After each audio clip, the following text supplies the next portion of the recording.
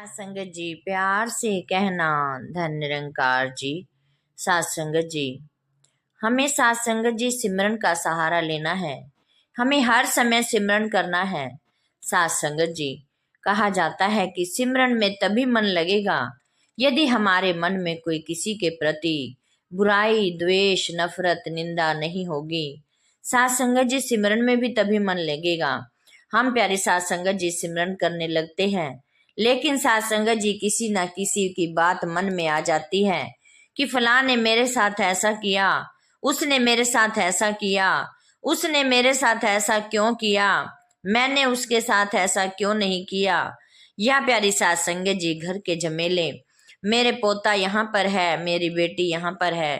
प्यारी सात संगत जी, हमारे मन की दुविधाएं यहीं पर अटक जाती हैं। हमें सात संगत जी हर समय अपने मन को पवित्र बनाना है।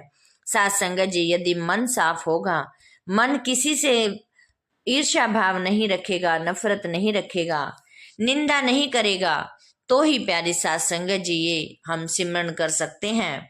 सात संगत जी, एक समय की बात कि एक महात्मा बाबा जी के पास गए। उन्होंने कहा, बाबा जी मेरा सिमरन में मन नहीं लगता, मैं क्या करूं, मेरे पास सब कुछ है, धन दौलत बच्चे सब कुछ हैं, लेकिन मेरा मन शांत नहीं है, मेरा मन सिमरन में नहीं लगता। तो सात संगत जी, बाबा जी ने मुस्कुराते हुए कहा कि तुम क्या करते हो, क्या करते हो। तो सात संगत जी, उन्होंने कहा कि महात्मा जी ने कहा कि बाबा जी मैं तो सेवा सिमरन भी करता हूँ, सब कुछ अपने घर बार का ध्यान रखता हूँ, कमाता भी हूँ, सब कुछ कार्य सही से करता हूँ, लेकिन मेरा सिमरन में मन नहीं लगता। तो बाबा जी ने कहा कि आप किसी की निंदा करते होगे। तो सात संगत जी, बाबा उन्होंने कहा नहीं, निंदा तो नहीं करता। तो बाबा जी ने फिर फरमाया कि फिर आप उसके अलावा क्या करते हो। तो फिर उन्होंने कहा कि बाबा जी मैं तो कुछ नहीं करता। तो बाबा जी ने कहा कि फिर आप मन में सोचते हो, यदि किसी की निंदा मुख से नहीं करते तो मन में जरूर सोचते हो। सात संगत जी, महात्मा जी ने सिर नीचे कर दिया, झुका लिया और बाबा जी के चरणों में गिर गया। कहने लगे कि बाबा जी मन में तो आ ही जाता है कि उसके साथ ऐसा क्यों हुआ या मेरे साथ ऐसा क्यों हुआ। तो सात संगत जी, बाबा जी ने यही कहा कि फिर यही एक कमी है कि जो कि आपके सिमरन में मन नहीं लगता। सात संगत जी, हमें अपना मन हमेशा बिल्कुल साफ रखना है, किसी की निंदा नहीं करनी, किसी की बुराई नहीं करनी। सात संगत जी, वो जानी जान है, सब कुछ जान लेते हैं, तो प्यारी सात संगत जी हम अपने आप क्यों बुराई लेते हैं। सात संगत जी, हम अपने दुख नहीं झेल सकते, लेकिन सात संगत जी दूसरों की निंदा लेने से दूसरे के दुख भी हम अपने ऊपर ले लेते हैं। यही बाबा जी ने बताया कि यदि आप किसी के बुराई करते हो या मन में बुरी बात सोचते हो तो सात संगत जी उसके सारे दुख आपके ऊपर ही आ जाते हैं।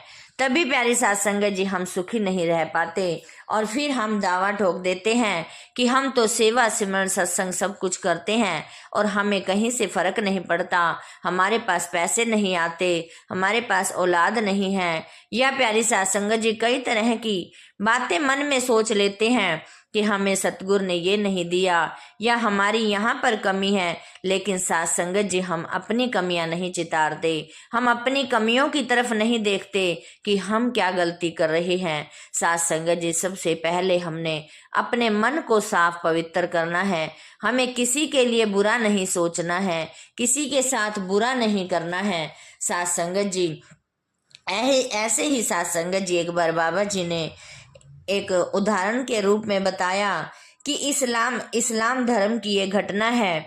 तो वहां पर प्यारे सात संगत जी युद्ध चल रहा था, वहां पर जुल्मी बहुत थे, तो इसीलिए प्यारे सात संगत जी वहां पर युद्ध चल रहा था। हजरत अली भी वहां पर युद्ध कर रहे थे, जो कि प्यारी सात संगत जी कहीं उनके दूर दूर तक भी गुस्सा नहीं था, दूर दूर तक प्यारी सात संगत जी उनमें कोई द्वेष नहीं था। सात संगत जी वो भी हक की लड़ाई की तरफ लड़ रहे थे। तो प्यारी सात संगत जी उनकी किसी यहूदी के साथ लड़ाई होने लगी, तो प्यारी सात संगत जी तलवार चलने लगी। तलवार चलते चलते प्यारी सात संगत जी हजरत अली ने उन यहूदी को प्यारी सात संगत जी नीचे गिरा दिया, उनकी तलवार नीचे गिरा दी। तो प्यारी साध संगत जी जैसे ही वो लास्ट वार करने लगे, तलवार जैसे ही मारने के लिए उठाई तो प्यारी साध संगत जी आहूदी ने उनके मुंह पर थूक दिया। साध संगत जी बहुत ही भाव भरी बात है। प्यारी साध संगत जी उसने थूक दिया तो एकदम उन्होंने तलवार रोक ली। साध संगत जी वो आहूदी बोला कि आपने ये तलवार क्यों रोक दी, मैंने तो आपके ऊपर थूका है, बल्कि आपको गुस्सा आ जाना चाहिए। तो साध संगत जी उसने हजरत अली ने यही कहा कि मेरे प्यारे, यही तो एक कारण है कि मुझे गुस्सा आ गया और मैं गुस्से में किसी पर वार नहीं करता। मैं तो एक हक की लड़ाई में लड़ रहा था, तभी तुम्हारे साथ लड़ाई कर रहा था, वरना मैं ये गुस्से में कभी नहीं मारूंगा। ये मेरे सिर पर पाप है, मैं गुस्से में किसी की हत्या नहीं कर सकता। तो फिर उसने हजरत अली ने कहा कि ये तो मेरी बात थी, लेकिन तूने क्यों थूका? साध संगत जी वो कहने लगा कि मैंने भी इसीलिए थूका क्योंकि मरना तो मैंने वैसे ही है। जब मैं आपकी तलवार के नीचे आ गया तो क्यों ना मैं आपको ऐसा गुस्सा दिला दूं कि आप गुस्से के मारे एकदम से मेरे पर वार कर दो और मैं एकदम से ही मर जाऊं। साध संगत जी हजरत अली ने कहा कि मैं गुस्से का वार कभी नहीं करूंगा, मारूंगा भी तो प्यार से ही मारूंगा। साध संगत जी उनकी लड़ाई में भी प्यार, उनके प्यारे साध संगत जी सामने वाले को मार रहे हैं तब भी प्यार की नजरों से प्यारी साध संगत जी। साध संगत जी हमें इनकी मिसाल होती है। प्यारी साध संगत जी हमें उन मिसाल की तरह प्यारी साध संगत जी बनना है। उनके वचनों पर भी प्यारे साध संगत जी गौर करना है कि कैसे कैसे प्यारे साध संगत जी संत महात्मा आए और कैसे कैसे प्यारे साध संगत जी समझाते चले आ रहे हैं। आज की सतगुरु माता जी भी हमें यही समझा रही है कि हमें प्यार नफरत नहीं करनी। प्यारे साध संगत जी प्यार हमेशा सबके साथ करना है। और प्यारे साध संगत जी जैसे साध संगत जी हम किसी के ऊपर कीचड़ फेंकते हैं तो साध संगत जी कीचड़ में हमारे हाथ तो मैले हो ही जाते हैं। सबसे पहले प्यारे साध संगत जी कीचड़ हमारे पर ही लगेगा तो प्यारे साध संगत जी सामने वाले पर गिरा सकते हैं। और प्यारे साध संगत जी जैसे कि एक माचिस का उदाहरण कि माचिस प्यारे साध संगत जी मोमबत्ती को जलाने के लिए पहले खुद जलती है। मोमबत्ती प्यारी साध संगत जी जले या ना जले, लेकिन साध संगत जी माचिस पहले ही जल जाती है। साध संगत जी हम किसी का बुरा सोचते हैं तो प्यारी साध संगत जी हमारे मन में तो आ ही जाती है।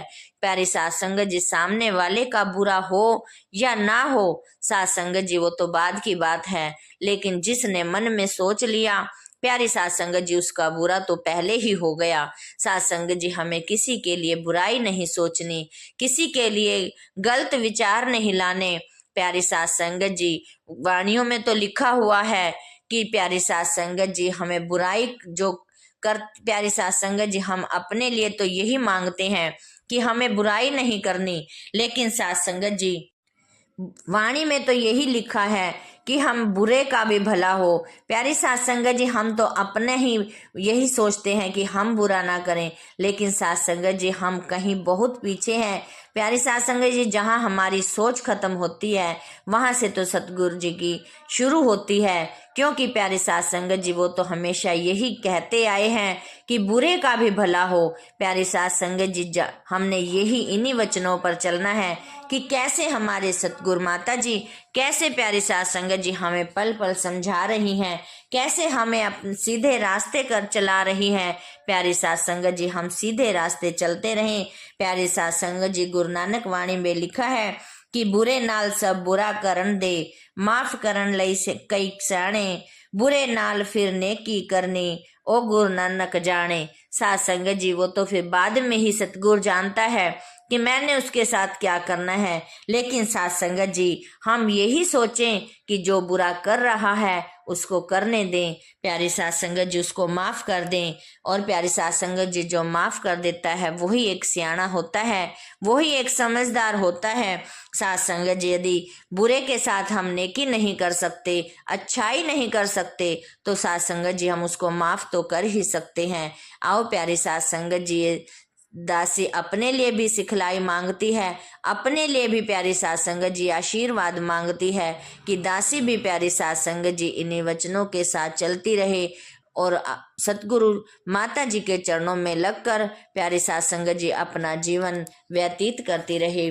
सात संगत जी, इन्हीं वचनों से दासी आप जी से इजाजत चाहेगी। और सात संगत जी, दासी के चैनल को भी सब्सक्राइब कर देना, ताकि सात संगत जी दासी आप जी के साथ जुड़ी रहे और आप जी का आशीर्वाद प्राप्त करती रहे। सात संगत जी, प्यार से कहना, धन निरंकार जी। सात